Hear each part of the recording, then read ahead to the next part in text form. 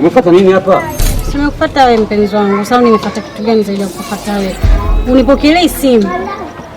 Message natuma huzijibu. Hapo una matatizo gani ya kutokupokea simu usiku? Au una mtu mwingine? Si uniambie tu. Hivi Shazu, una akili timamu kweli wewe? Ninazo, akili zangu zinanitosha. Mimi kukupenda kwangu sio sababu wewe ya kunifuatafuata kama mkia. Sawa? Na nakukeo.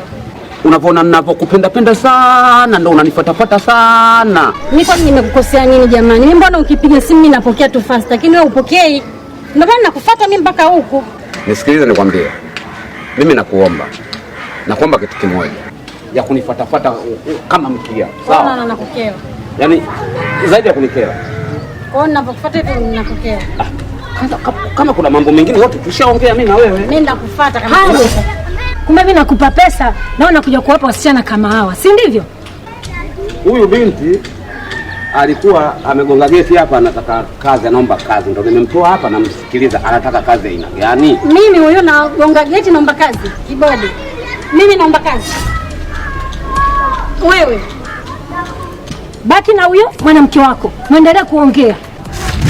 Sio kweli. Wewe sikiliza, umesikia? Usije tena. Mpaka ni shangazi wako kwenda. Mama. Kafunga kweli? Kafunga kweli mama? Wanaume jamani vituko. Kumbe linalelewa ili likaka. Mama.